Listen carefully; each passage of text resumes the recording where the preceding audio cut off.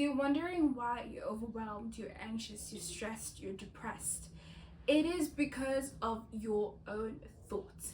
It is because of those thoughts, those thousands of thoughts that are living in your head, and you're constantly exercising them as if they are the main thing in your life. It is because your very own overthinking is ruining your life. You are the one that is letting your overthinking and your thoughts be the driver's seat in your life. You're the one sitting back and watching how your life unfolds based on your negative thinking. Because let's be real, overthinking doesn't always lead to the best things.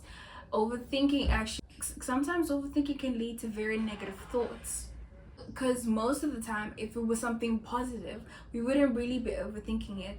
But because it's unfamiliar and it's something that we've never experienced before, we're constantly overthinking it because we think that something bad might happen, and we're constantly just in our heads, and we're just having sleepless nights because of this. If you're someone who is struggling from your overthinking, trust me, from someone who all I could do was overthink, trust me, you can also overcome it, okay? Trust me, coming from someone who is a certified overthinker. Let's do it together, sis. So welcome to the club. Welcome to the club of the people that do not let their thoughts consume them.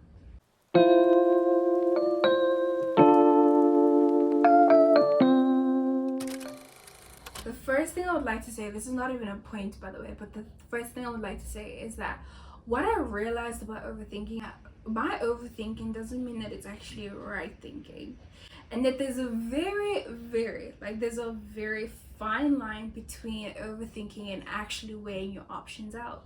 And I would always think that it was the same thing, because for me overthinking was like, I'm thinking of every possibility, so yes, I am weighing it out, but that's not right though. Bro, overthinking will have you stuck in the same cycle. It will actually keep you in the same spot that you were in yesterday, because you just can't fathom that, oh, okay, you have to do X, Y, and Z. You have to engage in X, Y, and Z. You just can't fathom it, and you just can't believe it. You're in disbelief, so you're doing all of these things. If someone is genuinely, from the bottom of their hearts, just weighing their options out, don't you think that that person would actually just sit down and actually weigh out the pros and the cons of something? Like putting the problem in the center, right? And then weighing out the pros and the cons. There's something called the force field analysis. All the people who have done business in their lives would know exactly what I'm talking about. And that really just helps you like find a solution. Whereas with overthinking, where the hell does that get you? My main reason why I didn't want to overthink anymore is because it causes a lot of stress. I won't lie to you. Because the thing is, once you start overthinking, you can't stop. It's like you're falling into a trap, and it's like a never-ending cycle. You're stuck in a loop and everything, and it becomes very scary, because you yourself can't even stop yourself. You can't even snap yourself out of the loop that you're in. Whereas when you're actually just sitting down and you're evaluating the situation and looking at all the driving and restraining forces, then you can be like, oh, okay, X, Y, and Z. Oh, okay, this is what's affecting me, and I can fix it in this way. That's how you grow. That's how you move on so quickly from a situation.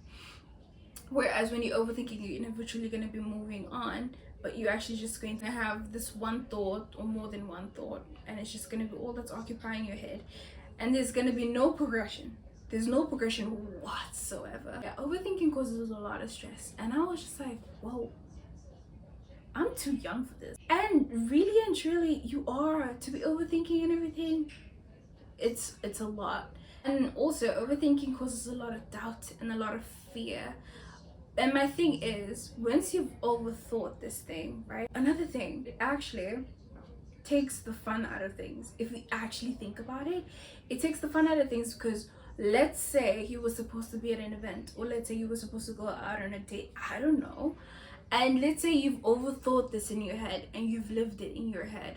You know how people say, I don't think there's going to be a proper example or an analogy, But you know, when people say once you've achieved a certain goal, or once you've received what you've always wanted to get, and it's just that I think it's called arrival fallacy. No, it must be something else, but it's something along those lines, where you receive something that you've always wanted, but it just doesn't hit the same. And that's the thing with overthinking as well, because you've relived that moment so many times in your head. Now when you actually go to that event or go on that date, you may not even see the fun in it, because you're just in your thoughts. You're just in your thoughts. You're not able to be present with this other person, and hence you're not going to be able to enjoy it, because if you're not present, how are you going to be able to enjoy things, right? That's another thing. It just takes out the fun in everything, and it's just like it avoids you from actually letting go and letting loose, because you're just stuck in your head, and you're overthinking every single thing that you're doing. Oh, how am I looking? How are they perceiving me? Did I do something embarrassing? Or was that embarrassing? Like, what do they think? And it's just gonna be like you're in your thoughts, and it's just gonna take out the fun in things. Number two with overthinking is that you ruin a lot of opportunities for yourself. Overthinking will ruin all the good things. All the good things. Something can be so good, but because you overthink something, you overthink it to such a point where the fun of it is gone, the goodness of that something is gone. It just becomes so mundane at this point. It's like, oh, it's fine, I don't even want to do it. I think it doesn't lead to positive thinking, it actually worsens it. This whole thing of like, you know, ruining something, ruining opportunities for yourself, ruining something that's good because of your overthinking is called paralysis by analysis. And that occurs when you analyze every little thing, every little possibility, to the point where you've thought about it so much and so many times that you don't even want to do it anymore.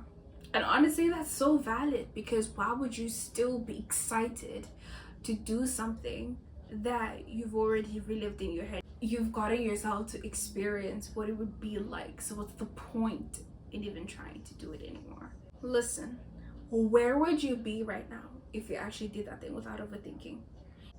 You will be out there enjoying yourself, literally being present and letting loose and not being in your thoughts, and you will come back feeling like you've just had the best experience. Or sometimes you would have felt like you had the worst experience, but you know what, either way, even if it was positive or negative, you learned something, and that's the most important thing. 3, overthinking keeps you stagnant. Tell me if I'm lying, tell me if I'm wrong. That's right, I'm telling the truth. You're not taking any action because you're allowing your thoughts to take control over you and to consume you. You're second guessing everything because your thoughts are taking over. And trust me, you're going to be filled with so much sugar. You're going to be filled with so much sugar. You're going to be wishing when you're in your late 50s and 60s and 70s, you're going to be thinking of all the things that you would have wanted to do in your youth, but you didn't do them because you were too scared, because you were too much in your head and you were overthinking. Number 4, it can also affect your sleeping, which can physically and mentally affect you. Imagine, and you know what, I've experienced this so much. There was a point in my life where I would never ever be able to go to sleep without overthinking. Like, there was something that I always thought about before going to bed. Like, I had to automatically think of something, and it was like it became so bad to a point where it was automatic. I wouldn't even have to like think of something. There would always just be something in my head to overthink about. And the thing is, it's very hard to be able to like enjoy your sleep if you have this specific thought or this specific thing occupying your mind. It's not going to be fun, it's not going to be nice. Imagine how are you going to be able to get some good sleep if your thoughts are racing 1,000 miles per hour? Ciao. Because also, remember, your sleep is very important. You won't be able to function optimally as a human being without proper sleep. Number 5, mark my words, sooner or later you are going to have no sense of confidence. Let's say you've been offered to go somewhere and they've based it on you, your talents, your abilities, your skills, and your accomplishment, you as a whole. But the thing is, you've taken your overthinking so far to the point where you feel like you're not even good enough for this role anymore. And how you've gotten to that conclusion is because you've thought about this moment so many times. It went from, oh my gosh, I can't wait, like this is gonna be such an amazing experience, to, oh my gosh, what if I don't do well? What if they don't like me? What if this? What if that? What if that? What if that? They wouldn't have called you in the first place. They wouldn't have offered you something in the first place if they didn't believe that you were good enough and your presence was valid and essential to whatever was going to take place. So why are you second guessing yourself right now? That is because of your overthinking. And that is literally how your overthinking can ruin your life. If you guys haven't realized how much your overthinking can ruin your life up until this point of the video, child, and I don't know. So how are you ever going to be confident in yourself when you yourself are downplaying your worth, your accomplishments, and your abilities? Number 6, I'm even afraid to say this. I'm even afraid to say this.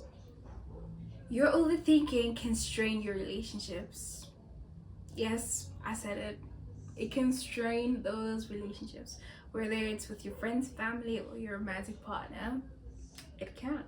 Because imagine, okay, you're an overthinker, you're a certified overthinker, and the worst combination or the worst addition to this is that you're also insecure.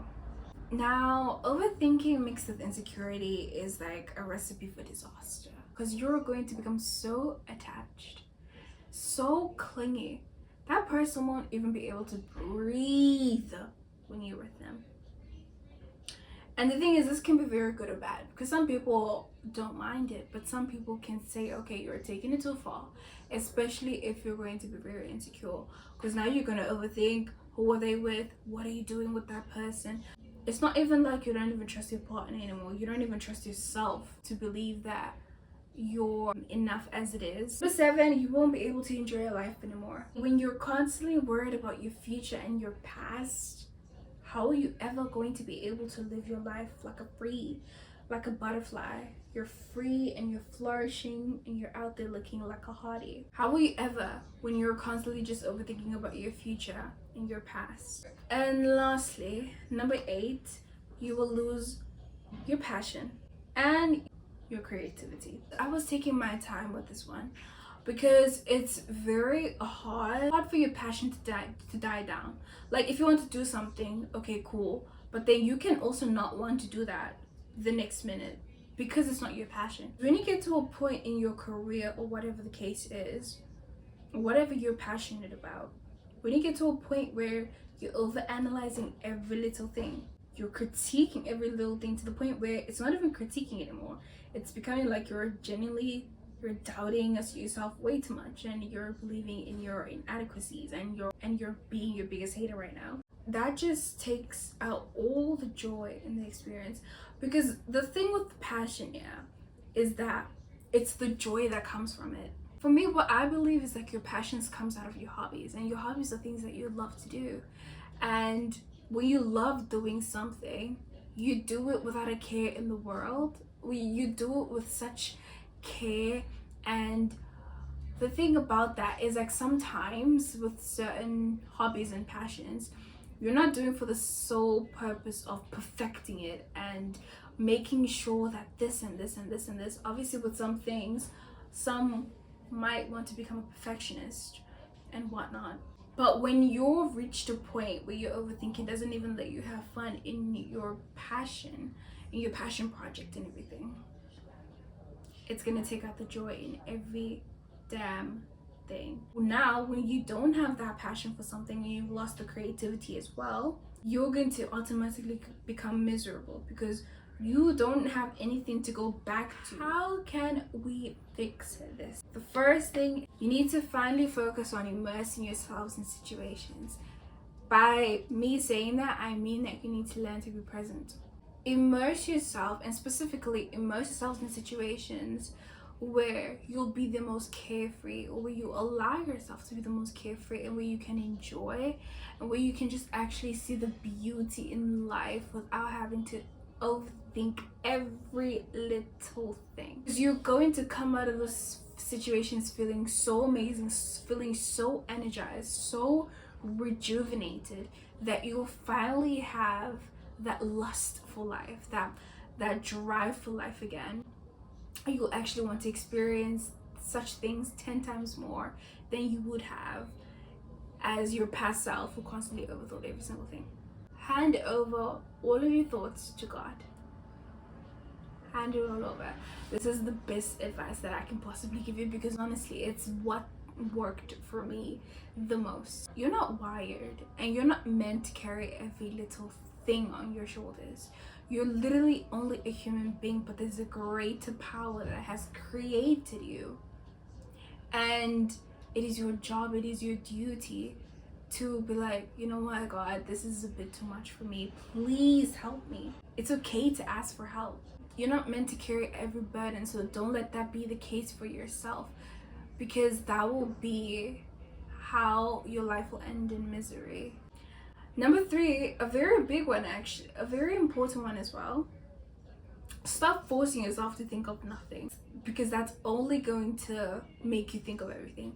Trust me. The reason why I say this, is because when you automatically and when you immediately tell yourself, okay, I'm gonna think of nothing, every thought, even thoughts that you've never had these thoughts before, they will emerge. They will emerge in your mind, and you will feel like your head, there's a lot going on, there's a lot of traffic. If you ever want to clear your head, don't ever tell yourself that, oh, I need to think of nothing. It's never gonna work. Instead, if you want to think of nothing, or if you want to be more calm and maybe your thoughts aren't racing 100 miles per hour, then you should just meditate, talk to God, listen to soothing classical music. Just close your eyes and let yourself be immersed in every experience that you are presenting to yourself. After a good amount of time of immersing yourself in this thing that's so calming and so soothing, your mind will automatically become more calmer. And this is just a starter, and you can obviously, practice it more if you see it as something that's working for you. For me personally, I do recommend journaling, because every single thought that you have, you're letting it all out, so it's not occupying your mind all the time. And that soothing classical music while you're journaling, it's the best combination. So that's also one thing you can try, that combination. Number 4, very simple. Honestly, just realizing that it is what it is. Your thoughts don't really have an end. Some things you're not meant to experience, and some things aren't just worth your time. Anything that requires you to overthink constantly, it's not good for you then. Because if you're not able to sit down with yourself and really weigh out the situation and find a solution to something, and you've given it your all and still nothing has come up, then let it go. It's clearly not worth your time. It's clearly not benefiting you, because all you're doing is overthinking. And overthinking essentially ruins your life. So yeah, that's my recommendation. And with that being said, you guys have come to the end of the episode.